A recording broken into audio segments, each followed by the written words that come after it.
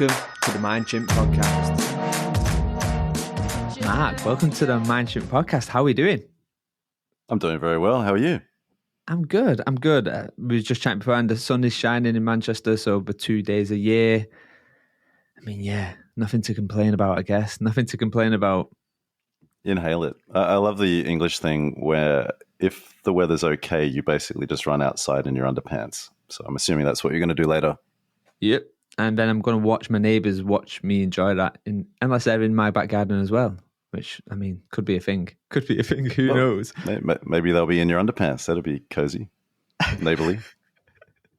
So, Mark, I guess, I think we connected on Instagram originally, and then I think I started following you on LinkedIn, and then, I guess the podcast, and we'll get into all that. But I guess some of my listeners might not know who you are.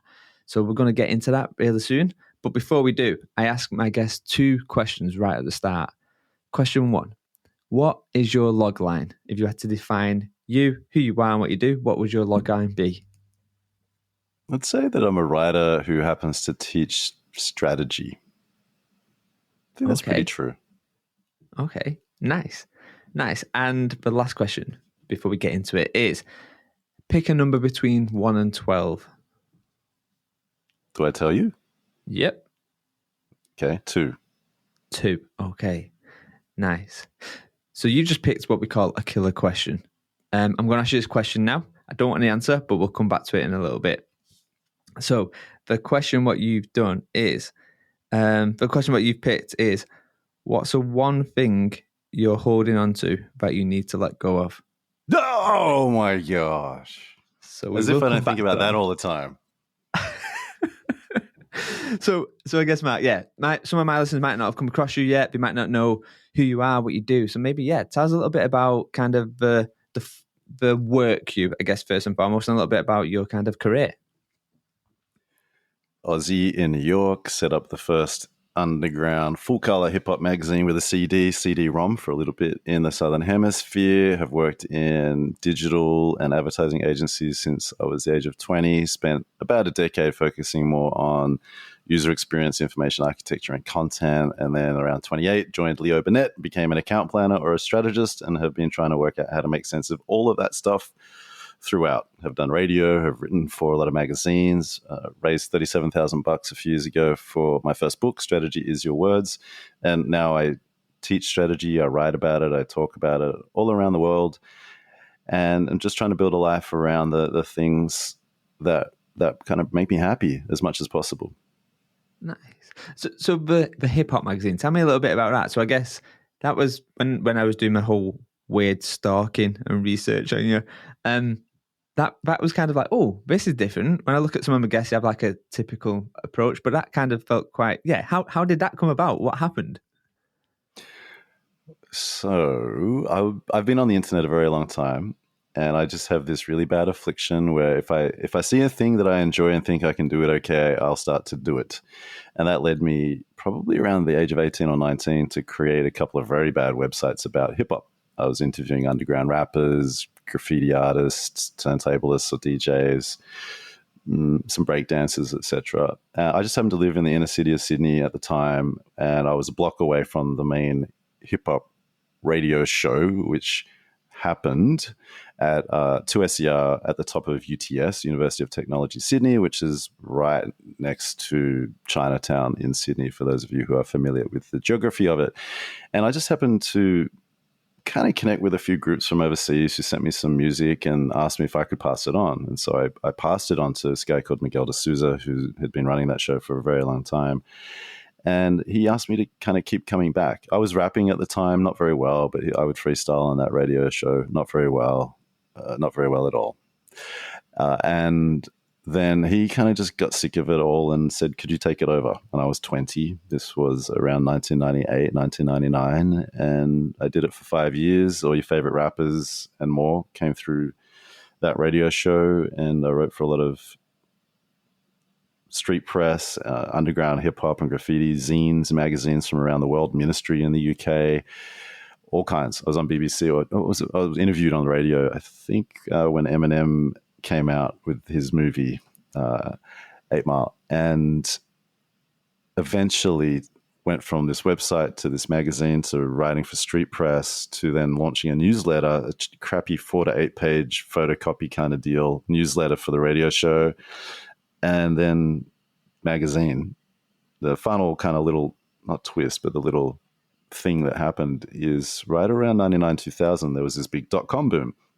And I'd only printed about 2 copies of this magazine, and it was not very good. It was very rough. I was designing it and writing most of it. And this big .com company approached me and said, could you become our editor? At the age of 20, I had no idea what I was doing, really. And then they gave us a bit of money to actually go full color. But then they went bust about 6 months later. And so I had enough money to buy paper for the next 2 to 3 issues. But, they kind of helped us go color. So I guess there's something kind of full circle quite nice with the whole rap to the thing what you like to do now, which is like I enjoy writing and teaching. When you was doing the whole rap thing, what was like the thing what you really enjoyed about it? Was it performance? Was it the writing? What was the one thing? The one thing would be the wordplay. So, freestyle rap became pretty big around that time, a lot of underground battles. And so that was always pretty fun. But I've always been more attracted to kind of literary rappers. So like an Aesop Rock, who's known as having, I think, the biggest vocabulary or for using the biggest vocabulary, someone like an LP from Run the Jewels, Atmosphere.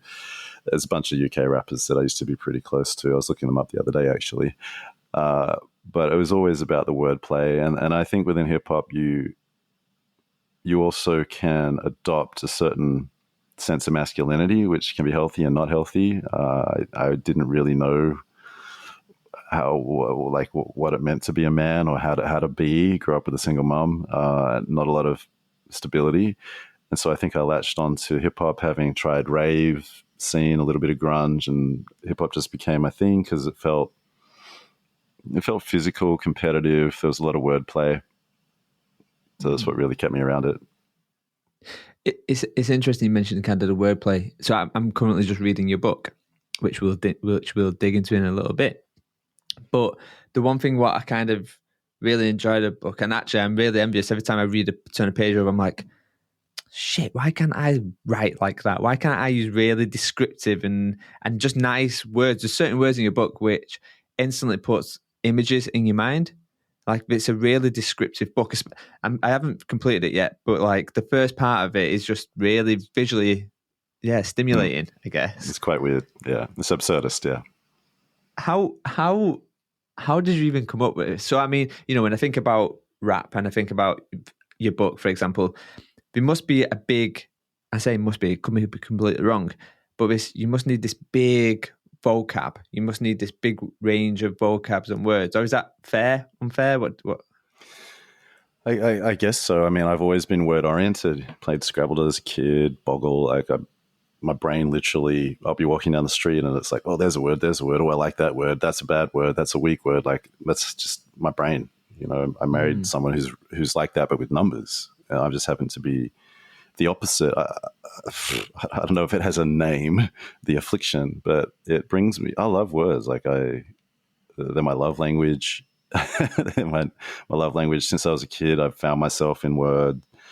I used to write a lot of poetry, raps. I used to deal with a lot of sadness through journals.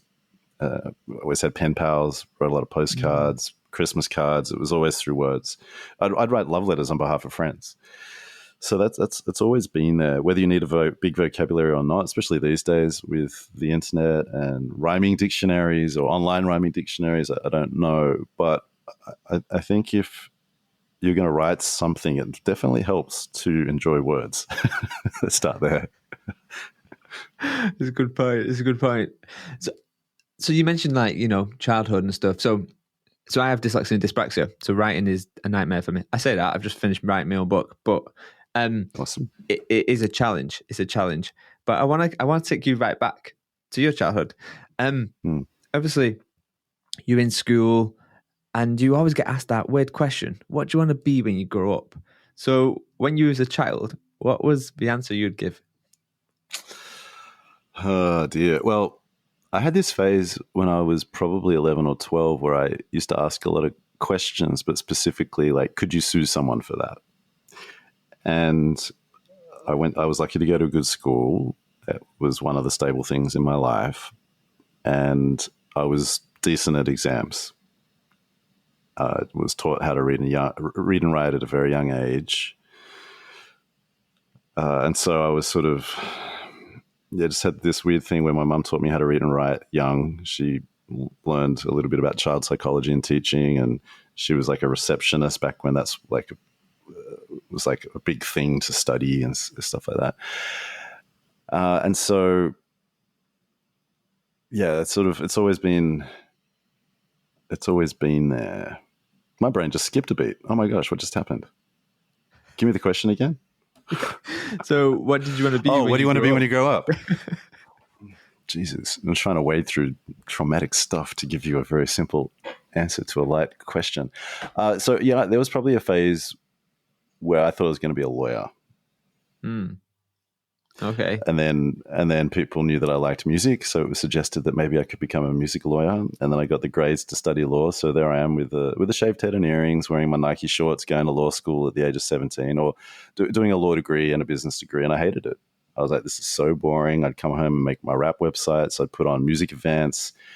I put on parties at college. We got extorted by a gang. They all killed each other a little bit later. And so like I was just in this other world, but I had the grades to do serious stuff, which I didn't like. You just skipped over a huge part then where a gang went. Okay, sure. Let's needle into that a little bit. What? Sure. Tell me a little bit about that. Yeah, so because I talk about some of this stuff in public, and I'm aware that I don't look like my stories. But a few years ago, I was like, I bet I could do some kind of, I could write something or put on a show where I go through 100 weird stories that I don't look like, and one of them would probably involve us being extorted. So I think, how old was I? 19. I was at University of New South Wales. A lot of our friends are Asian in Sydney. We have a big Asian population, and it was common to go to or host Asian dance parties. And so we put one on. We had like 500 people come out on a Wednesday night to this nightclub on Oxford Street in Sydney. And then we decided to do another one. But right around that time, there was a little bit of a splintering of a very well-known Vietnamese gang. You had the 5T, and then they splintered off into a gang called Madonna. And what they would do is come around to all of us putting on these parties and try to charge, I think it was like $500 Australian for security. Now, we were new, we were young, we were upstarts. There were people better connected to them. I'd be interested to see what they're all doing in life right now. I'm sure some of them have worked in banks and gone on to very big things, but they had some funny connections back then. And so they came to us through this DJ and were asking for money. We didn't end up paying them, but what happened is one of their guys had just gotten out of jail, and he came to this nightclub. It was in Pitt Street.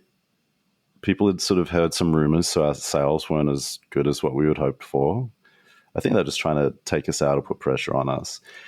And the security at this place, I think, were all Lebanese, which again is a big population in Sydney. And in the past 20 or so years, Lebanese have taken over a lot of the bikie gangs, like the Hells Angels, I believe. I'm aware that I'm a white guy and I'm saying Vietnamese and Lebanese. It's literally just how Sydney kind of falls into place. And growing up, I was between all different kinds of groups, rich, not rich, different backgrounds, and sort of, I don't know, helps me ride a little bit. But I was never stable. I was always between things and moving around. And so on this night, this little it was a short Vietnamese guy, and I say that because the main guy was actually quite big. He was like 6'3". It's not what you would think of stereotypically. Anyway, they get there and there's a little bit of a scuffle at the front door, and then a little bit later the young guy comes back. Not the young guy, he probably was like 21 or something, just out of jail.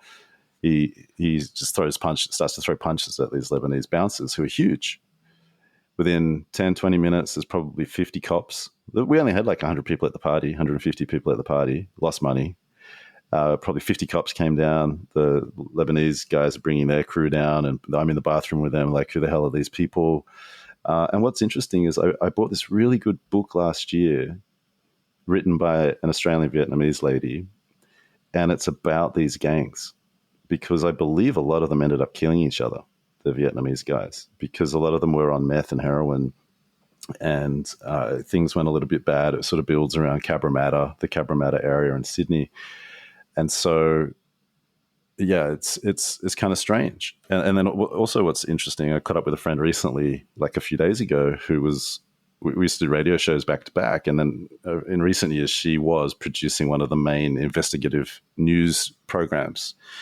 And they've been doing all this stuff on these Lebanese gangs who 20 years on are now like running things into, sometimes I believe, into the Mexican cartels. So I'm not sharing this to say I was dangerous. I was always like, I was smart enough to not get caught up in stuff. I didn't go deep with things. I was around things, but not in things. Yeah, that's one of the stories. Yeah. Whoa. And we'll take you even further back, because I don't even know if this is going to top that one. When was the first time then that you can remember being in trouble? What happened? In terms of what? Just in general. Just like if I say, when's the first time you can remember being in trouble? What's the first memory that pops to mind? Well, I got pretty visceral memories from when I was a teenager. I mean, if you're talking about being in trouble as a kid, I was a pretty good kid. And then I remember one time when my parents were still together, I don't know what I did, but I was put outside and I smashed the window of a door. I was probably like 5, and I was chased around the backyard with a wooden spoon. So I remember that. But then, as a teenager, I had that was like the phase when people would get rolled. So someone would be like, got a spare dollar? Got a spare dollar for Street Fighter, mate? Yeah, got a spare dollar for Street Fighter? Some guy tried to get me for $5. I used to play basketball down at Darling Harbour, which again is near Darling Harbour. Sorry, what did I say? Yeah, I used to play basketball at Darling Harbour, which is definitely near Darling Harbour, but it's near Chinatown as well. Because I grew up as a teenager, I was in Glebe and Des Moines mostly, for the two people who know what I'm talking about. And I had 15, as again, a Vietnamese gang, 15 guys surrounded me. I was 15 years old. They wanted my bandana, which cost $2. It was right around the time when White Men Can't Jump came out. And I'd done a few months of like Thai boxing, managed to get out. But if I think back to if I think about that kind of group now, I would have been stabbed. Like everything has just become so much more violent. I don't know how I got surrounded by 15 guys and got out. Because I didn't have to hit anyone or kick anyone. I just knew how to move a little bit from, 6 months of Thai boxing. And so I was like, damn. So it's hard. Like I think back to some of the things I was around, and I've been threatened by cops as a teenager, all kinds of stuff. It's not a competition. Yeah, no. Not a competition. But the thing is, like, and I've been lucky. I've been, being okay at exams got me through. But the thing is, all these stories are inside me all the time, and they hurt. So I carry a lot of pain, which is, I'm trying to work out my answer to the question from earlier. And I just think life it'd be better without those kinds of interactions, because they just put you on edge. You constantly fight or flight, even as I get older. Yeah, and I'm not a fighter. I got a black belt in martial arts, but I'm not a fighter. I think it's an interesting one, right? Like the first rule usually of martial arts is to avoid getting into a scrap. Yeah. I didn't grow up in a rough area as such. Like Manchester, Salford. For people who don't know, it's got its rough parts, it's got its nice parts, as is always the case. But yeah, you always got taught to kind of priority number one is learn how to fight, learn how to get out of scrappy situations. Like it's just, and I think when you have brothers, big brothers, it kind of gets embedded into you. But I guess one of the key things when I listen to your podcast and when I listen to and I look on your Insta and stuff, there's a lot of travel. It seems like in your life, one way or another. There's a lot of moving. How is, and let's think about moving of life rather than travel for work. How has that created who you are today? That travel. Yeah, I love travel. So this year I've done Mexico City. Definitely been in a restaurant with like 100 narcos, 100 mafia guys there. That was super weird. Bulgaria. I've done Brazil. I'm about to go to Batumi, Georgia, Istanbul, Turkey, back to Bulgaria for a day. I'll do Peru this year, maybe back to Mexico City. So there's a lot of travel. I use it in my writing. I'm constantly listening to stories, hearing about people's frustrations and joys, and they'll turn them into social posts, or maybe even it's just something on a podcast. From the podcast, I'll often record myself walking around or sitting around in a location. And I paused on that for about a year, I realized, maybe 6 to 12 months, too long. But these locations become characters. So for maybe 4 or 5 years ago, I would record myself every week or two walking around Central Park. And Central Park became a character for people. And then there's just psychologically, it's hard. Like because I'm not used to stability, and that's not a criticism of anyone or anything, but I'm bouncy. Moving around helps me get out of my head a little bit, right? Because otherwise I can be quite ruminative, if that's even a word, but I ruminate a lot, and rumination can go into a spiral relatively quickly, depending on what I'm doing in life. But yeah, travel, it helps me kind of avoid some of those feelings. It focuses them. But then I'll also have those moments where I'm like, God, I miss my kids. I feel so lonely. But then I'm like, but I have to do this because often I'll teach and train, and there could be 50 people, it could be 500. That's when I feel most me. The rest of my life, I have to turn myself off, which I guess most people would feel, but I feel it in a very strong way. So traveling to me that's me. And I'm going to keep doing it and try to do more of it. It's a beautiful thing. You mentioned that it's most you. What is that? What is most you? I just feel coherent in myself when I'm on stage. I can be funny. I don't get talked over. I have a deep voice, so in parts of my life, I get talked over a bit. I don't have to get bossed around. I don't have to get criticized. I'm protected from all of that on stage, and I can mess with people. I can use my sense of humor without someone going, "Oh, that's sarcastic," or "That's mean." It's just I'm a character, but that's the character that I'm most like. I feel like I'm most myself in that mode. And a lot of what I do is not necessarily talk so much. I'll do what education people would call constructivism, where I'll, generally speaking, know the themes I want to get into, but I'll construct it around the audience. An example of that, for example, is applying strategy frameworks to someone's psychology or a challenge that they've got in life. And so that someone will be up on stage with me, and I'll be talking to them about their midlife crisis, and the whole room is just like, whoa, I didn't expect this to happen. But we'll be using a strategy framework to teach strategy by kind of prying into someone's mind and the things that are holding them back in life. And I love it. It's therapeutic. It's full of words. It's full of, I can make jokes. I can just be free. Nice. Yeah, there's something, just listening to you talk about it, you can see the change in your face, the smile on your face, the thinking, the reflecting. It's really nice. So when we think about you traveling from who you are, young wee nipper, young kid, all the way up to today, like the travel where you've been. So I was in there. Currently you're in New York, right? Yeah. What's that been like? Like bouncing across, like what's been the I guess the biggest thing you didn't expect in that whole travel to happen to you?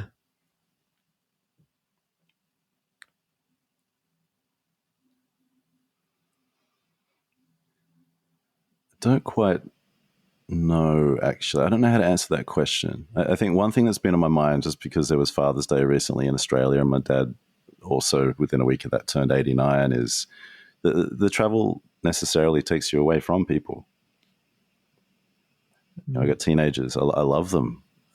But, it's not like we're hanging out all the time these days or having these deep conversations all the time these days. And so I'm like, I need to travel. I need to do this for me, because I don't always feel good if I'm not doing the things that bring me to life. And that is an understatement, what I just said.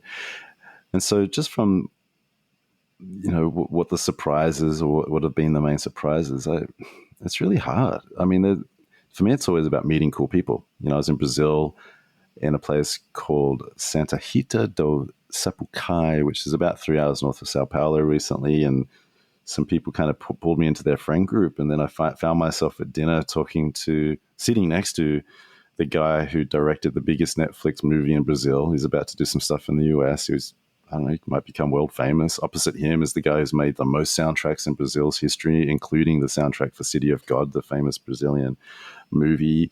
Next to them is a lady who's a movie producer. Her daughter's an upcoming artist. I'm just like, damn, this is cool. This is literally why I travel. So there's that. It's like, yeah, the unplanned magic moments about, like, you know, I did crime scene investigation at uni, and when you talk about this, we talk about kind of when A hits B. So when car A hits car B, and there's this interchange. So a bit of car rubs onto B, and a bit of car B rubs onto A, and there's that friction. And you know, when they both part ways, they've took a bit of each other with them. And I like thinking about that when I think about these random moments. Like, you find yourself, there's an exchange, and when they go away, you might not see them for 6 months, but you both took a piece of each other away, I guess, is probably how I like to see it. For sure, especially in Latin America. Latin America is very much like that. I think the UK is a little bit like that, but it's more reserved. You know, I've done Ecuador, 3 cities of talks. I did 8 training sessions and talks in Brazil in 7 days a couple of weeks ago. And if you go to these places and you're doing something professional, but you actually listen to people, you talk to people, you engage with them, it often will surprise them, and then they'll invite you into their lives in really beautiful ways. Because especially in Latin America, they're used to more of a I'll take what I can get gringo. You know, somebody who goes there with a bit of a colonial mindset. They're there to make money, even though there's not a lot of, not really a lot of money to be made. And if you don't behave like that, if you're sincere, if you're interested, it's just so cool. It's just so cool. So there's like this great moment over here where you get brought into people's families, people's houses. But then you kind of quickly skipped over the narco moment, which I want to get into. You mentioned in Mexico. Was it Mexico you mentioned? Yeah. How did this happen?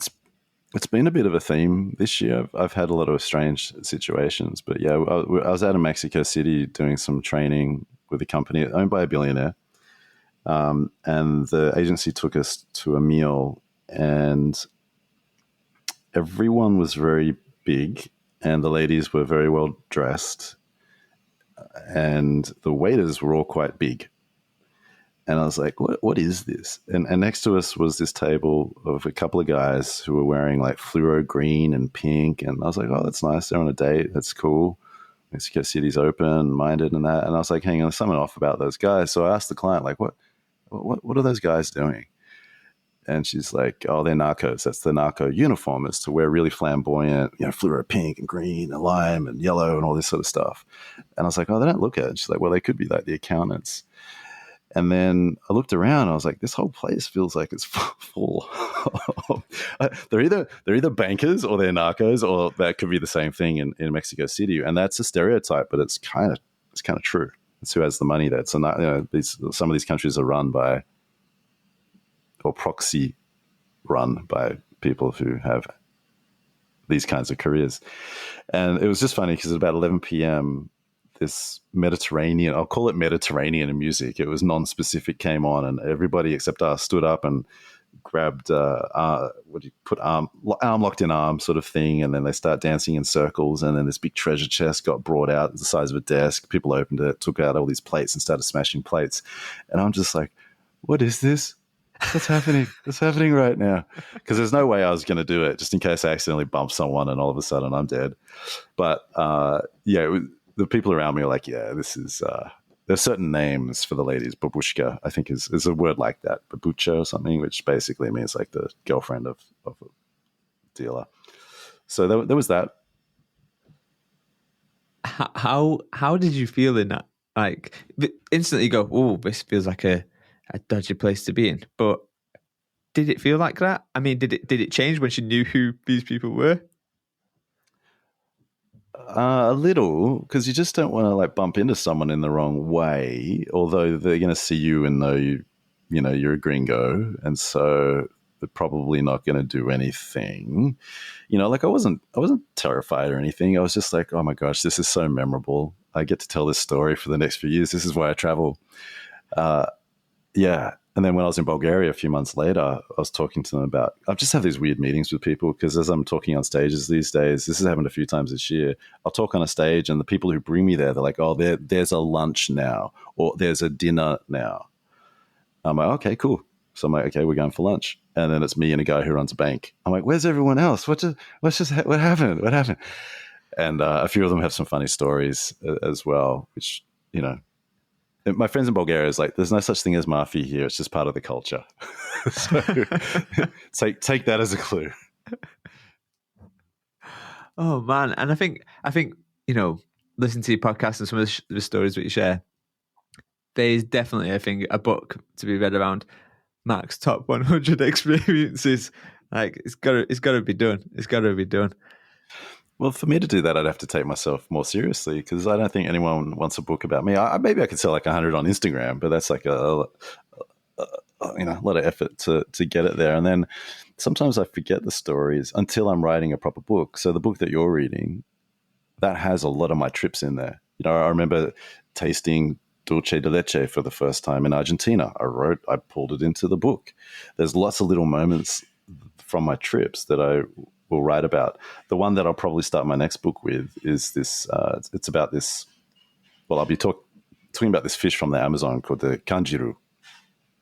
It's this little fish, and the way it's explained to me for at least 30 minutes by the guy who's made the most soundtracks in Brazil's history because he found it really funny and he lives near the Amazon. He's like, there are these fish. Everyone's scared of the piranha. Everyone knows what the piranha is, but there's these other fish called the kanjiru. And what they do is they'll find any hole of yours, including your penis, and they'll go into it and they won't come out, and then they'll eat you from the inside. He's told me about this for 30 minutes, and I was like, I gotta work out how to use this. And so I'm pretty sure I'm going to use it to open up my next book. I mean, that's a very much a good opener right there. And it's begging for a metaphor, such as the one that I've been playing with is like good ideas are like kanjiru. You know, good ideas are like kanjiru. They get inside you. They won't leave until you do something about them, so on and so forth. They'll eat at you from the inside unless you do something with them. I don't know yet, but I got a starting point. And sometimes when you're writing it, you just need that sentence, which is just an unusual thing coming together, a common thing to make new meaning, and you're like, boom, I got the first chapter.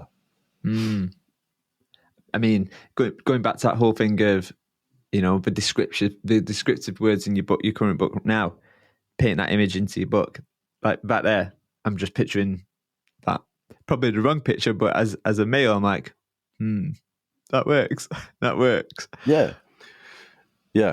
I feel it as that, and then because kangaroo rhymes with kangaroo, I've got a second bit which I've been testing. I don't think these two work that well for me, but I think they're starting points, and I share them online a little bit. Some of these little thoughts to see if they stick at all. These didn't really, the kangaroo one, and then the second one because it rhymes with kangaroo is kangaroo, and that point is that advertising careers are like kangaroos; they go up and down and end in meth addictions. But I could turn that into a chapter as well. Have you not known a kangaroo with a meth addiction? No, no. I feel like I should have done. Yeah, thousands of them work in advertising.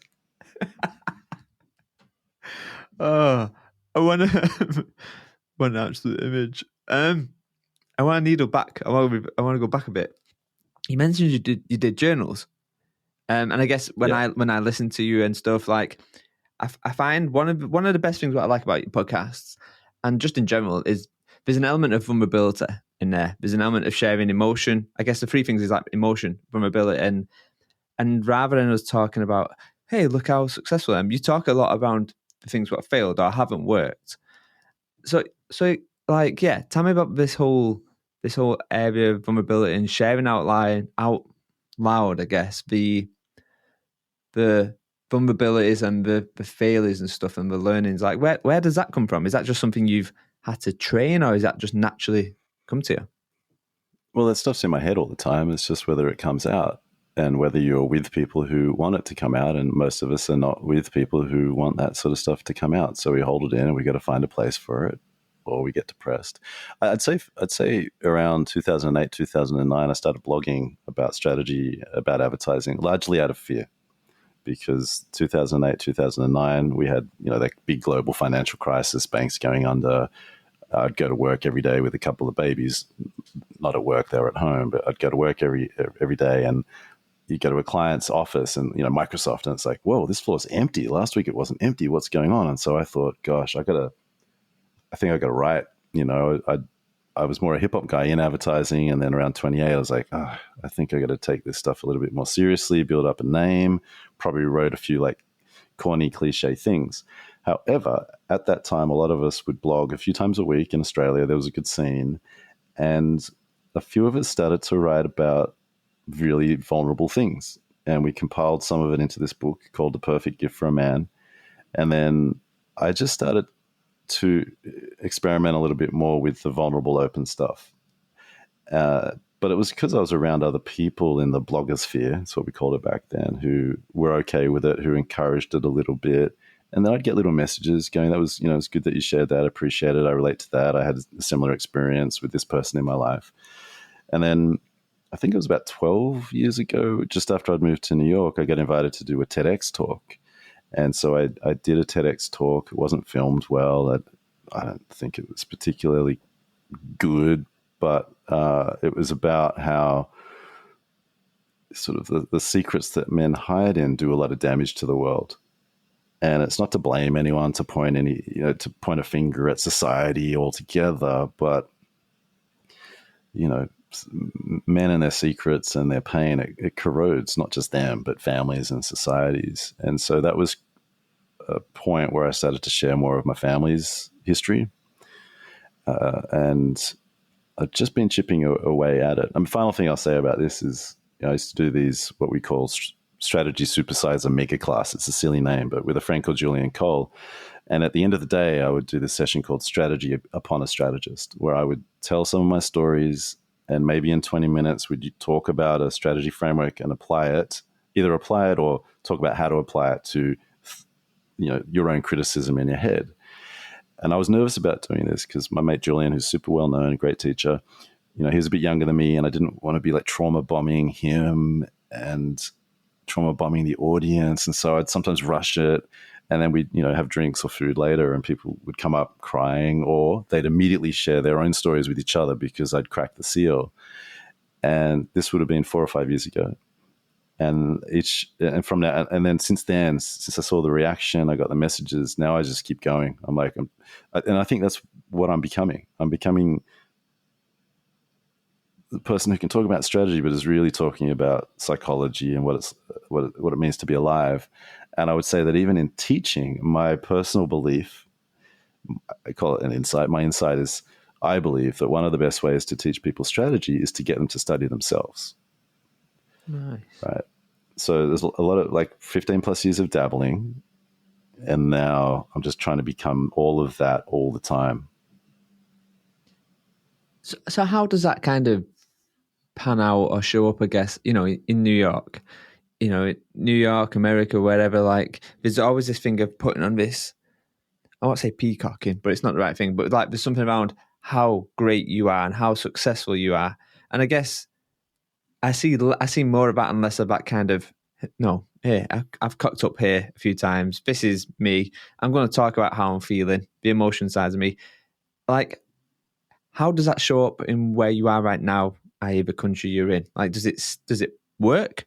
Or is it still kind of, there's a bit of a barrier, a tension around that? No, it can. It just depends on the situations I'm in, because for me, New York is largely, I have a team now. I'm on Zooms a few days a week. I'm recording podcasts. I'm writing things. I'm trying to make courses. I'm doing events. A lot of my in-person stuff happens outside of New York. I might do maybe 10 things in person in New York. And it will depend on the environment that I go into, whether it's really corporate. If I'm teaching, I might hint at some personal stuff. Every now and then I'll go into it more fully. It really depends. And so the question for me is not so much, how does this affect what I do in New York? Because I do most stuff in New York. It's just that I'm not necessarily in rooms with people all the time in New York. But if I am doing something in Dallas or in Los Angeles, chances are someone's heard me talk about this stuff. And it's quite surreal, because when you do things online, and especially if your voice is connected to them, I don't do a lot of video. I'd like to do more. But you go through these phases where if you spend a lot of time in someone's ears and you meet them in real life, first of all, they have to connect your mouth to your voice. And so I find that people, they watch your lips, especially because I have an Australian accent and I don't use my face a lot when I speak. Just how it is. They'll sort of zoom in on the lips, and then they'll sort of zoom out, and they'll try to connect the lips and the voice to the whole body and the head and the hair, right? And then every now and then someone will want to talk to me about something that I said or someone else said on the podcast, and it's quite surreal when that happens. In Brazil, I had books with me, my books, and it's one of the few times since I published it 3 years ago that I've been near people as they've seen my book. And my book in Brazil, I took the Portuguese version, and so people are picking it up. Like, it's a nice art book. We spend a bit of money to have like a nice cover and an emboss, and it's like metallic paint, and the edges are painted yellow. And so people pick it up and they're like, oh, and I know what they're thinking. They're like, this is different from what I expected. It's a little bit more artsy, and there's like a spirit in it. And so I find those kinds of reactions in the real world quite interesting, because you're just a person who's getting on a plane going somewhere, and then you happen to be talking on a stage, and then you get off the stage and you go and eat, and then you go to your hotel, and maybe the next day you leave. So you're not really in your own energy the way that other people might be. I think it's so true. I think there's something about experience design here. So I've done a lot of work around immersive experience design. And I think when we think about experiences, they exist in kind of the macro, micro, and nano. And some of them is like the sense. So at a nano level, it's like the story, the sense, and the kind of space you're operating. But the sense of your book, like you say, it's that tactical, that first experience. Oh, this feels different. I think you get a book. The book is a byproduct. I think the experience is the thing what we get first and foremost, which is really nice. Nice. Well, it's really intentional with it, but also had some good advice from my designers and the company that published the book. So first of all, printed the book, not published. I published it, but the company that printed it, they publish a lot of art, a lot of books that are in art galleries and museums, and so they had good taste and more advanced things that I could choose from. But I was very intentional with it. I remember sitting down before I wrote it on a piece of paper, writing the things I believed in. Like, I wanted this book to feel like it was art, not a business book. And I don't mean that in a pretentious, obnoxious kind of way, but what that means to me is that I'm free to do what I want. If it's art, I'm free to do what I want. Another thing that I wanted it to do or to be is a book that felt like it was reading you, almost more than you were reading it. A lot of people don't get it. They won't get it. Like, people who haven't done this kind of work, who are not intuitive, who haven't had to deal with problems in their lives, who don't have bouncy brains, who are not emotionally oriented, they don't get it. Because I see who reviews my book, and I'm like, exactly, don't buy it. But people who have done this kind of work, who felt bouncy, who are sensitive people, they will say to me, and I've had this tens of times, and it's my favorite thing to hear, is like, that's the first time I've seen myself in a book.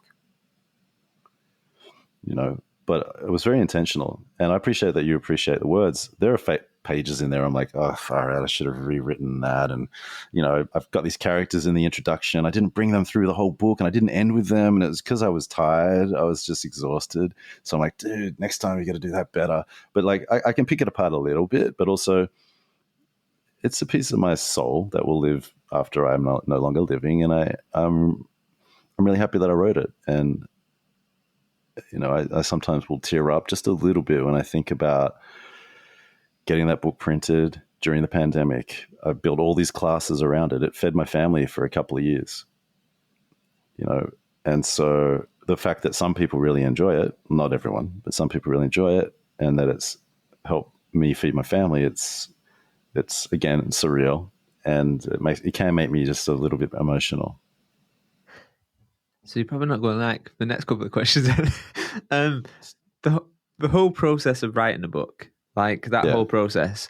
When I was writing my book, I found it. There was moments where the words just flowed. They just came really good, and then there's moments where I was like, "Sweet baby Jesus," I'm struggling to get like 5 words down on this paper.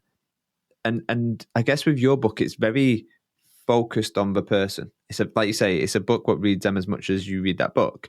How did you go through that whole process, and how did you find writing the book? So first of all, there's years of me testing material online, tweets, LinkedIn posts, teaching, right? And so I knew, so it's called Strategy is Your Words. And I still remember sitting down going, what am I calling this thing? And also I read Viktor Frankl's Man's Search for Meaning and Julia Cameron's The Artist's Way a little bit before. And then I was in Ireland visiting my sister, and I went to the Writers' Museum, and there's a few writers that I read as a teenager, and it was just amazing being in this very simple museum. It's really one room. And I was like, oh my gosh, you know, James Joyce, W.B. Yeats, they were just so adamant that they had to write, to the point that James Joyce is like, screw you, Ireland, you don't even take me seriously enough. I'm going to France, or whatever he did, and why I could be misquoting history there entirely. But I was like, okay, so dude, take yourself seriously. You want to write this book? You know what half of it's going to be. It's basically going to be your masterclass, the stuff that you teach all the time, but you're going to write it properly. You're going to write it. That's a bit indulgent. It's a long book. And then the first half of the book, I was like, well, I want to write about words. So what are the words that people ask me about a lot?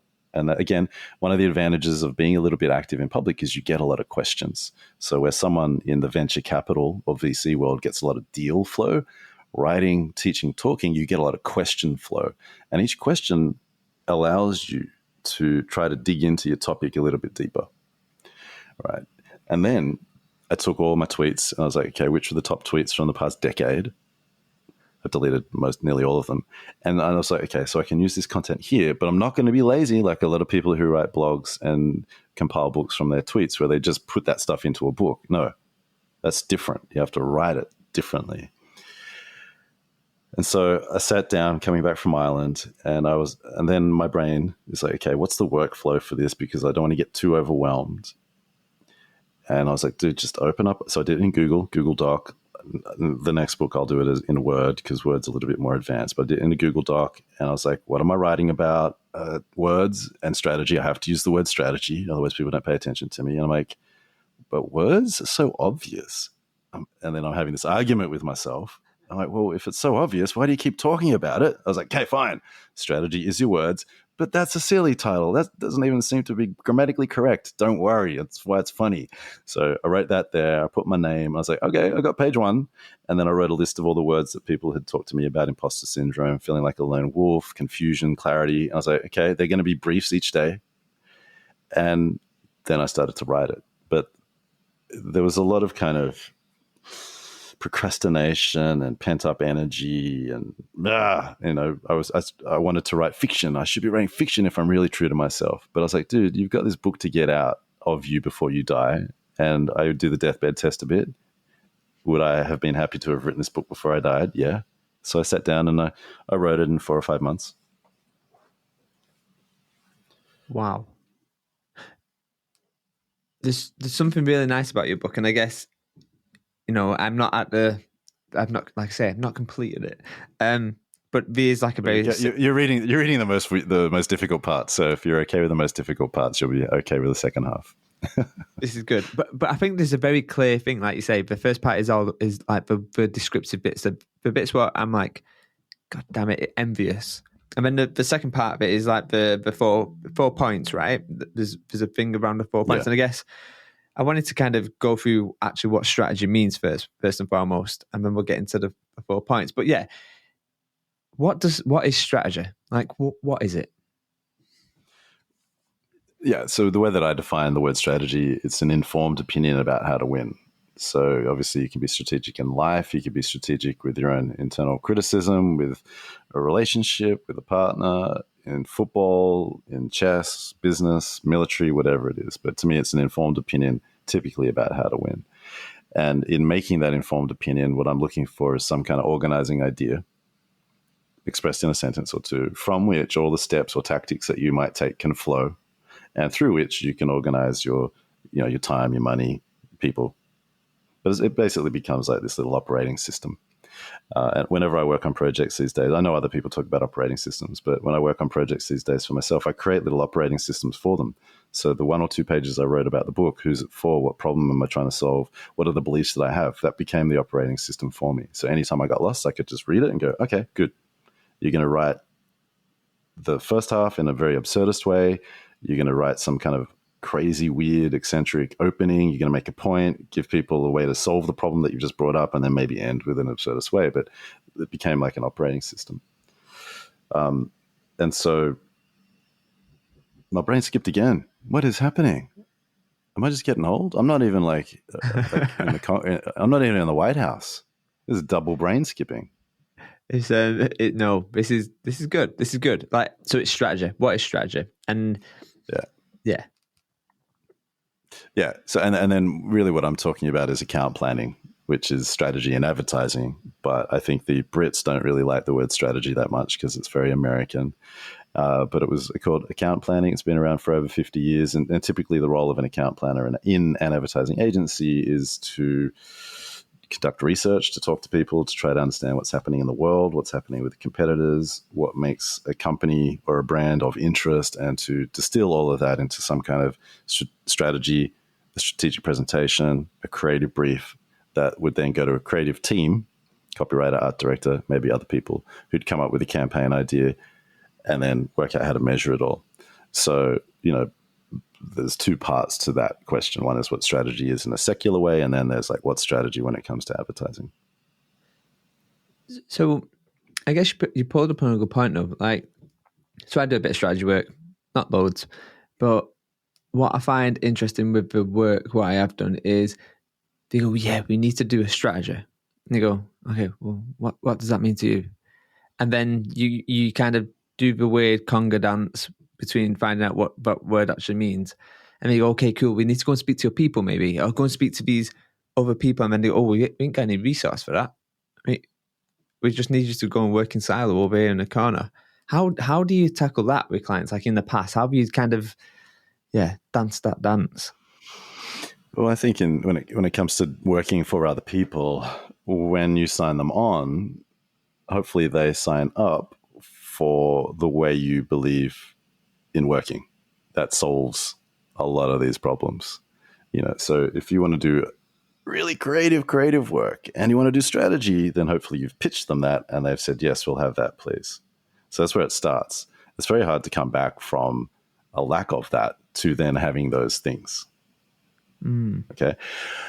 But at the same time, if increasingly there's margins are going down, there's a shift from retainer-based work to project-based work, time pressure, smaller budgets, more deliverables, there's still always an opportunity to get an hour, half a day to do a little bit of research. You could look at academic research through Google Scholar. You could look at keyword research. You can go through consumer reviews. You can go through Reddit and Quora. And while some of those behaviors might get put in this category of being a Google strategist or a Google planner, as in someone who never leaves their desk, never ventures into the real world and just Googles things, you can still arrive at interesting thoughts and interesting strategies from your laptop and from trying to get a proxy, and it's not even necessarily a proxy, but trying to get a gauge for what's happening in the world, how people perceive a particular brand or product, why they buy it, why they don't buy it. You can do that from your desk, but it's always nice to talk to people. We will come to the 4 points, but there's something which you just you kind of just mentioned there, and it's like the word thoughts. I was watching a webinar, and you have a very clear distinction between kind of thoughts and ideas. Perhaps share that with my listeners. I love how you explain it, and I love the linking like with Edward de Bono and stuff. So tell us a little bit about that. Yeah, it's all it's largely paraphrasing Edward de Bono, who passed away recently. He published a book called The Uses of Lateral Thinking in 1967. He's written tens and tens, probably 100 plus books that a lot of people in business have used. They were very famous. He was very famous. What blows me away is there's people like him, Marshall McLuhan, and they were kind of like international intellectual celebrities in the 1960s and 1970s. And then I don't know what happened. Maybe the 1980s just went a little bit capitalistic, materialistic, and intellectual heroes tend not to be international celebrities as much these days, I think, unless they sort of break through on a couple of podcasts, the big podcasts. But it starts with this, that ideas are a kind of thought, but not all thoughts are ideas. Now, what's the point of that statement? Well, the point of that statement is if you brainstorm, if you workshop, if you come up with ideas for a living, and often with other people, you need to know what an idea is, or the way you will work together will be very, very messy. So if you're in a workshop and people are like, let's come up with some ideas about how to launch this new coffee. And you're like, I've got an idea. We should do a partnership with Uber. I've got an idea. We should do something at South by Southwest. I've got an idea. We should send the coffee into space. None of those are really ideas. They're just thoughts. An idea is at least two topics coming together where you give it a name. But when the two topics come together, topic A and topic B, they create new meaning. New meaning creates new value. And so what those thoughts need is more of a container. So if you're going to do something with Uber, you're going to do something South by Southwest, and you're going to send the coffee into space. Well, let's say you put those three things together. What's it called? And then what is it in a sentence? I've not used this one before, so I don't know what's going to come out. But do you have an answer? What's an idea where you put those three things together? I mean, I was ready to ask you that one, Mark. Well, let's do it. I don't mind. I'm not going to say it's going to be any good. Okay, so let's say you find again, I don't know what the brand is, but you find the most driven Uber car in the world. You do some kind of deal with Musk. You turn it into a rocket, and you put the most caffeinated person in the world into this rocket. You call it highly caffeinated. I don't know what's happening right now, but this person is definitely getting like flown into space. Mm-hmm. And we just see if they have enough caffeine to get home. Maybe it's like a caffeine fueled car. I don't know.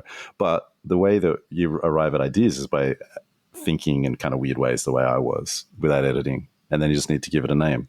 So this is a weak name. We'll just call it,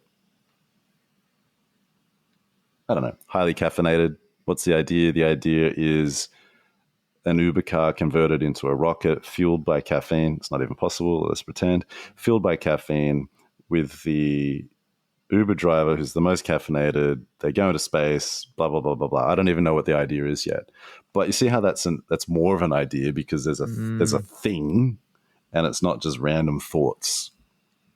Yeah, it's going really expansive, ultimately, first and foremost, right? So then later maybe distill down, but there's something about not killing the idea before it becomes an idea, before it becomes a thing.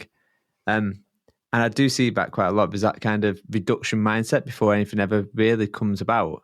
It's like, I think as children, we're really good at coming up with this. We're really good at thinking really lateral and really expansive. But as adults, over time, we get that kind of, it's like we forget who we were. As over time, we get told, no, you've got to be more logical and you've got to be more, that won't work here. And we put all these filters on top of this idea. And then before you know it, you've got this weak idea, this weak thought. And even at that point, you don't feel in a safe space to even share it in a lot of places. Yeah, well, the academics, the people who study the psychology of creativity or just creativity, they would refer to, I guess what I was just doing is trying to come up with a deep thought or depth of thought.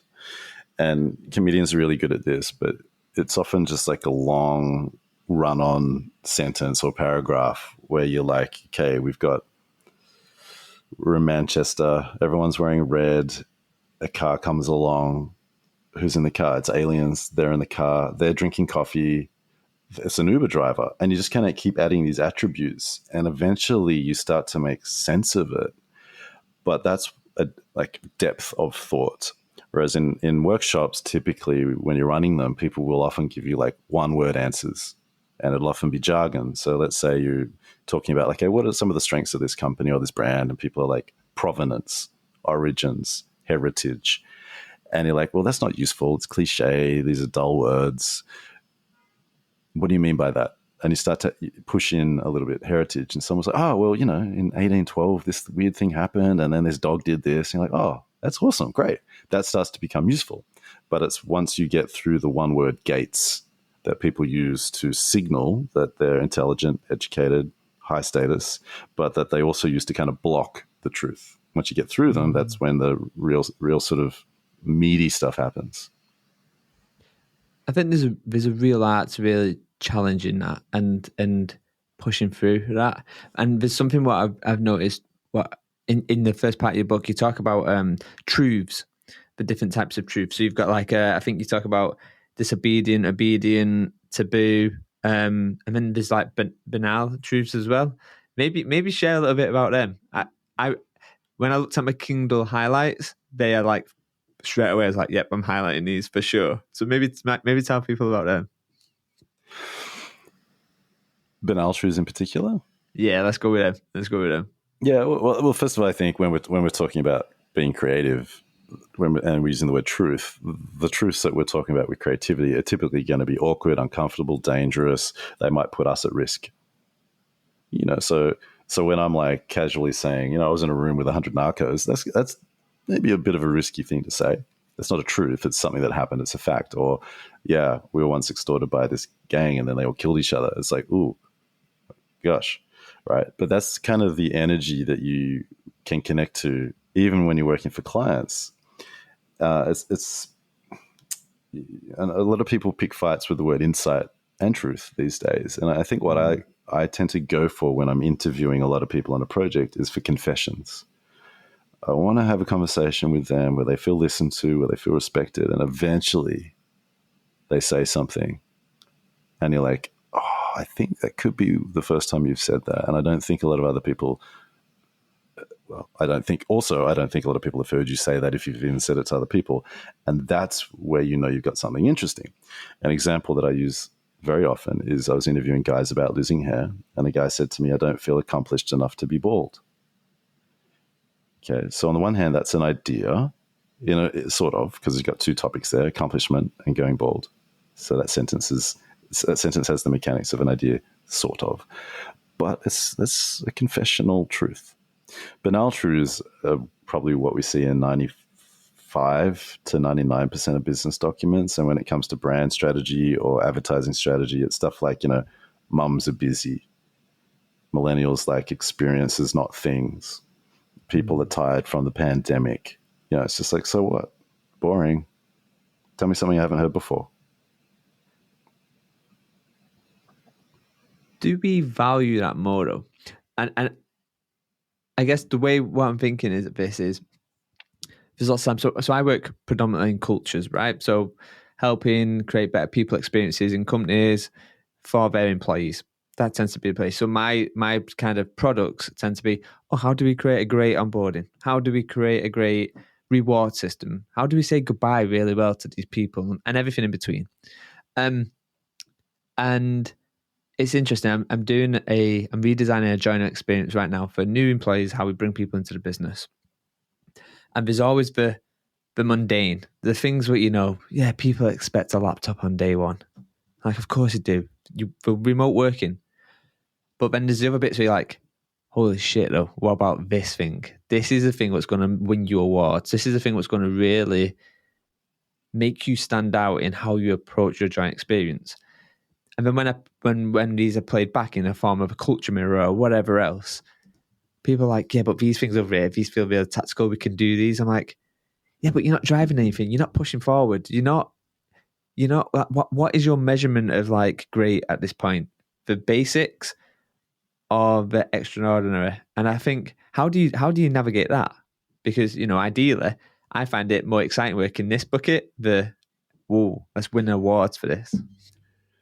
Yeah, well, you'd hope that there's some self-selection there, so that if you talk about this stuff online, if your website talks in the way that you were just talking, that someone's like, yes, I'll have that. But having said that, I get brought into things and people are pretty familiar when they bring me in with the stuff that I'll write online, and they can be very resistant. But I know that they've read my stuff because they might have said they've read my stuff. And I'll be like, I'll just bring up a post and be like, come on now, remember we talked about this? But also, I think it just goes back to, what is this industry, broadly speaking, whether it's advertising, marketing, communications, experience. And like the bulk of the industry or the category is really for just good enough work. And there's a huge market for mediocre work. But just good enough work is probably, between mediocre work and just good enough work, let's pretend that it's slightly different. There's probably 80% of the demand out there. Because if it's not, they go to the best people, the best agencies, and they just say, do what you know how to do. But that's, 10 to 20% as a truism. Yeah, it's a shame. It's a shame. But I like the point which you mentioned there, like, oh, hold on, let's just bring this post up. You know who I am. You know what I do. You've got me in for a reason. I don't lean into that, but yeah. Sometimes I have to remind people that, because most strategists aren't that on the internet, right? And I am, which doesn't make me better or worse, but it does mean that I can point at things that I've done and go, I understand why you're feeling this way. Here's when I felt that way. Here's what I did. Here's how it worked. It might not replicate for you, but we're talking about the same principles. And then the person has to sort of pause and go, well, why did I bring him in if I don't want to follow this a little bit?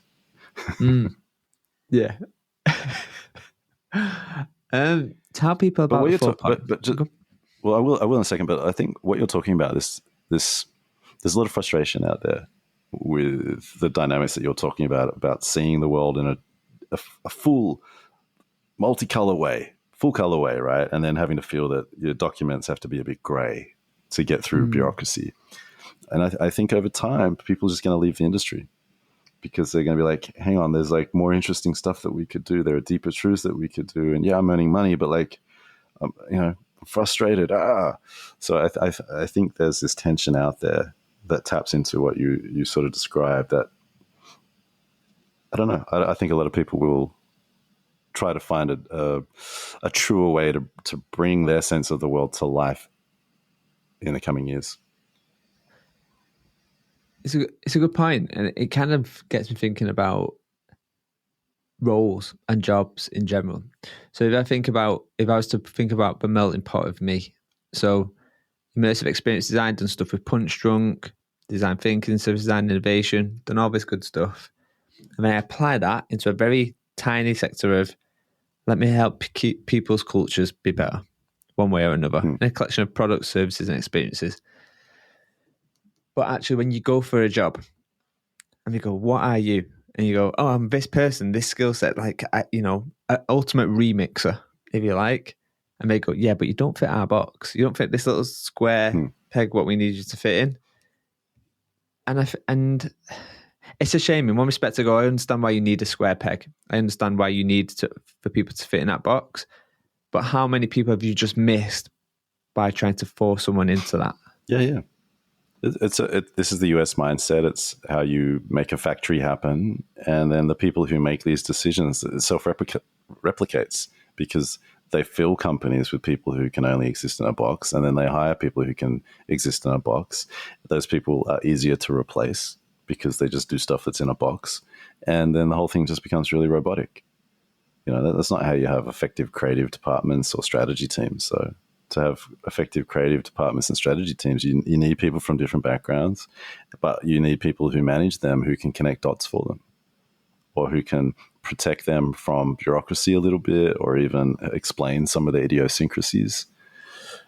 But yeah, the more that we're in boxes, the easier we're going to be to replace by artificial intelligence and machines and robots. Yeah, so there you go, people. Get out your box as fast as possible. Tell me about the 4 points. Tell my friend, but only tell me enough where to go out and buy the book, right? Don't give them too much. Nah, there's different strategy frameworks out there, and there's one that I created it, but it sounds weird to say that. It's called the 4 points, and what it helps people do is navigate problems.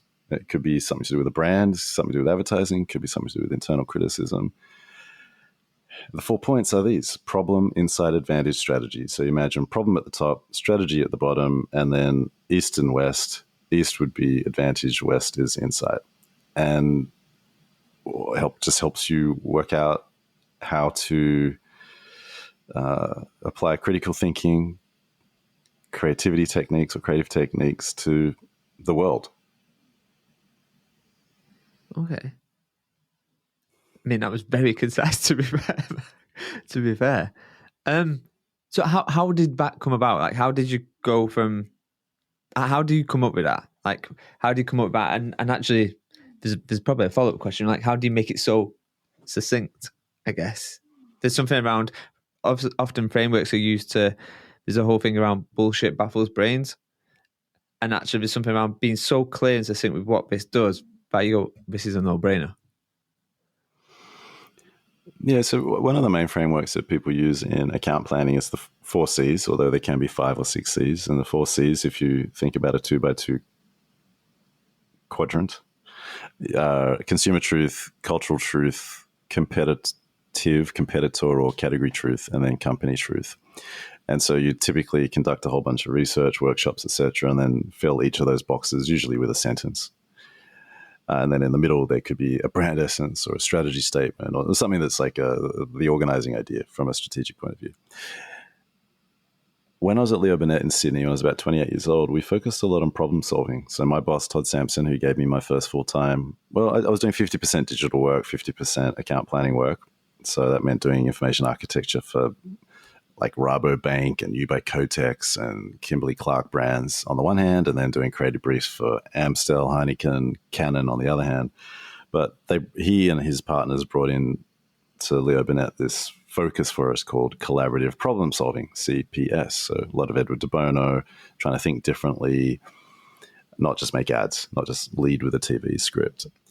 And then I moved to the US and was working in a digital agency that didn't like process. It was very maverick, really cool work. It was called Big Spaceship.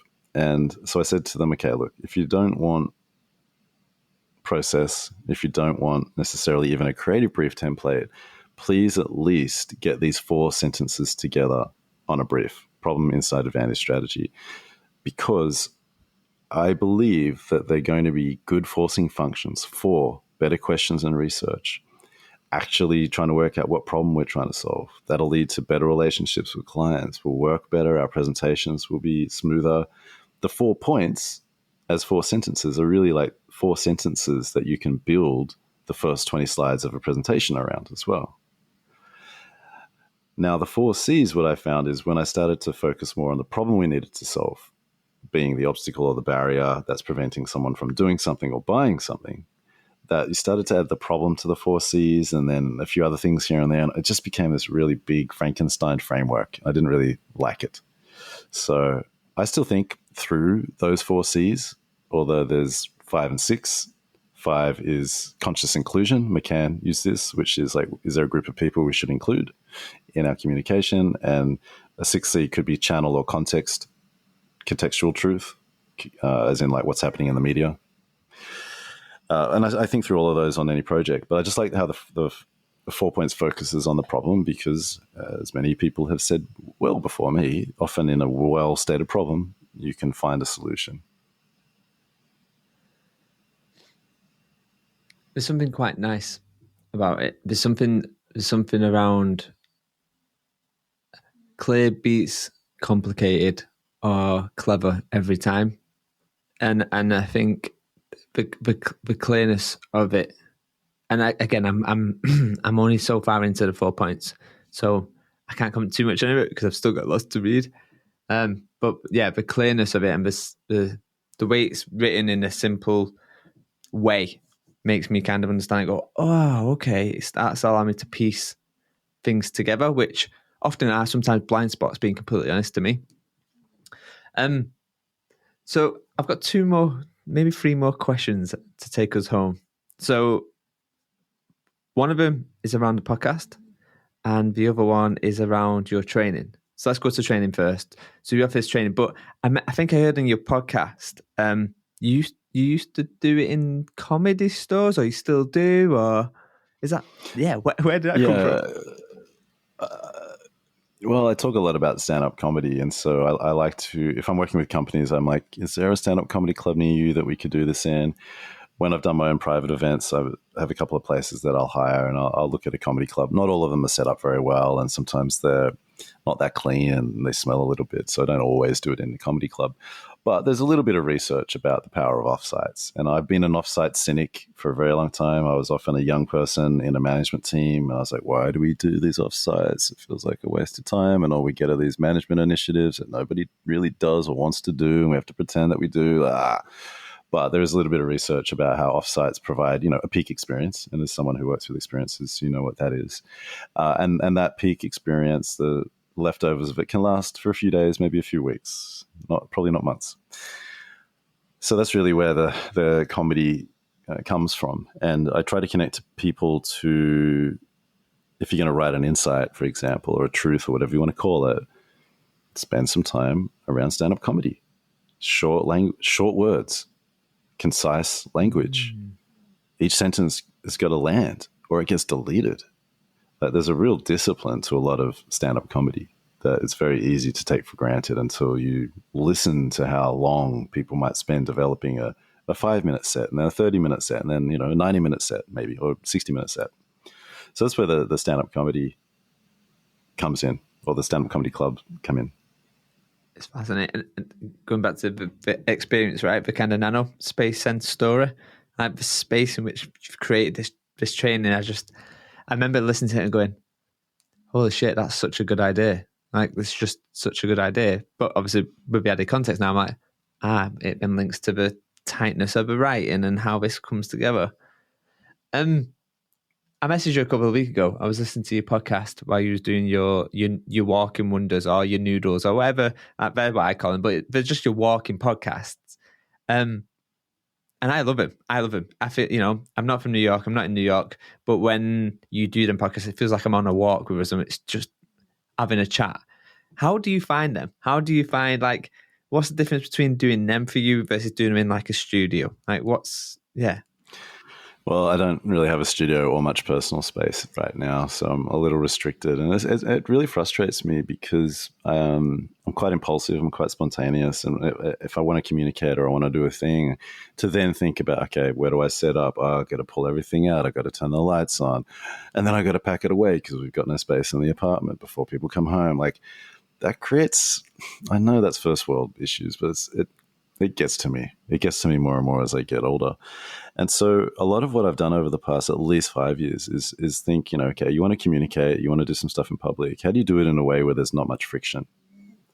So the first 100 or so episodes of the podcast, I didn't even edit. They're really rough and raw. I should have taken them more seriously. I should have had music. I didn't even do music until, probably 200 episodes in or whatever. And barely now do I do music. And then about 4 years ago or so, I came back from India. I'd done some talks there, and I used to do a lot of walks around Central Park. It's sort of like just therapy for me, and found walking actually quite productive. But I was like, you know what? I'm going to get some questions from Instagram.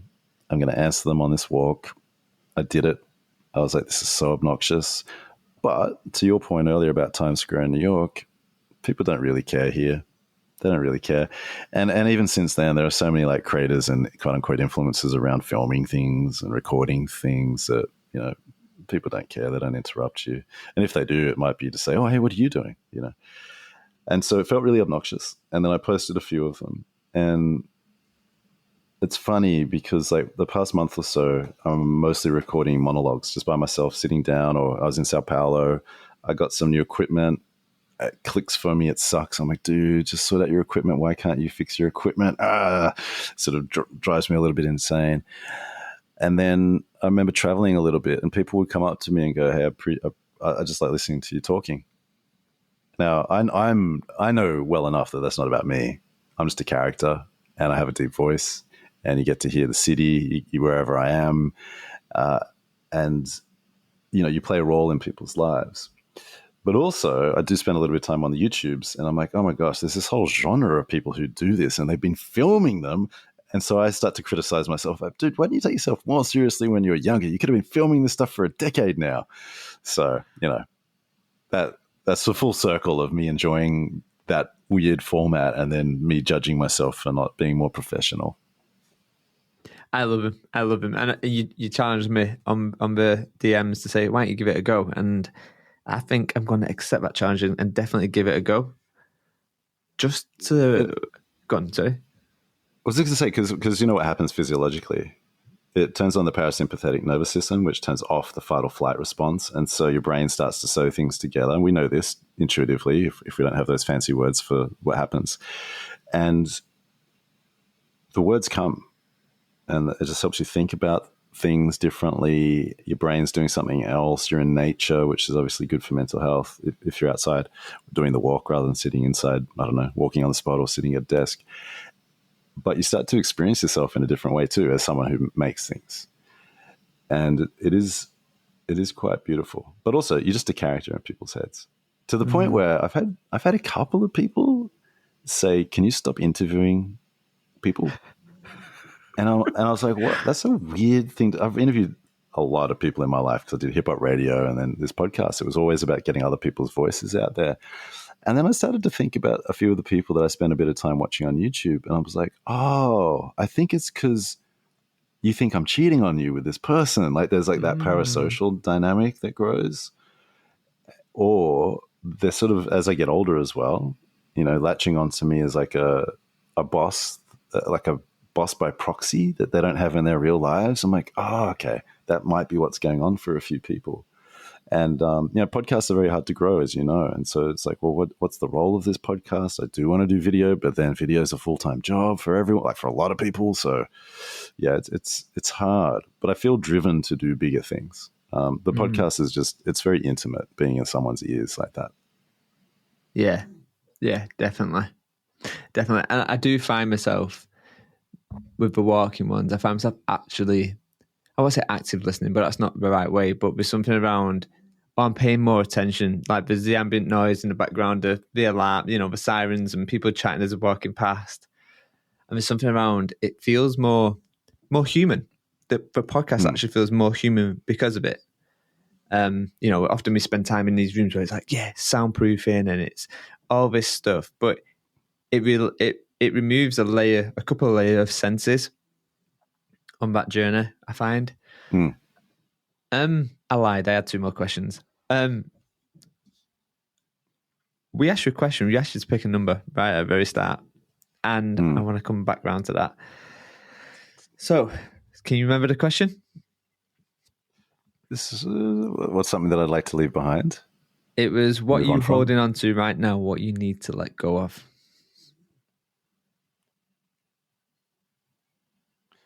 It's a tough one because it's something that I've not been able to solve through writing, through therapy, through anything. But I have like a big knot of melancholy built into me. It flares up on like long weekends, if I take time off, if there's like a special event. So that would be my answer. Okay, nice. Right at the start, I asked you what you wanted to be when you grew up. And as you know, Mark, we continue to grow up and we never actually stop. So if I was to ask you this question now, today, Mark, what do you want to be when you grow up? What would your answer be? Well, to use some big words, I'm trying to self-actualize. I'm trying to become more of who I think I am. And that person writes, they teach, they talk, they listen, they explore the world. They try to leave the people they interact with in a slightly better place than they were before. Not always, but try to. And, the labels I would put on there is it's someone who's definitely bringing together creative life, psychology, critical thinking techniques, and just the exploration of what it means to be a human. And all those things together, I think, are a little, not plain, but there's nothing like, oh my gosh. But I feel like I'm touching on something that's not very common. And I think it happens because I'm often dealing with people who are quite intelligent, quite sensitive, have a lot of feelings, and who don't always necessarily see themselves represented in the world. And deep down, I feel that if those people had a bit more power, I'm using the word power, small p, not necessarily political power, but just more capacity and or bandwidth to put themselves into the world rather than putting themselves into a creative brief or a strategic presentation or timesheets. I just think the world could benefit a lot from the people I get around. And so that's what I'm going to keep doing. But I want to take bigger creative risks. Nice. Thank you, Mark. It's been an absolute pleasure. Where can my listeners follow you? Where can they buy the book? Where can we get the training? Tell me everything. Where can we find you? Well, you can find me on most platforms as Mark Pollard, at Mark Pollard if you need to. And then you can find training and our books at sweathead.com. I do have the book up on Kindle in some countries, in some languages, not everywhere, because I don't know. I want people to be touching it and smelling it. It's different. That's a different kind of experience. But at Mark Pollard or sweathead.com. Awesome. Mark, take it easy, and I'll speak to you soon. Peace.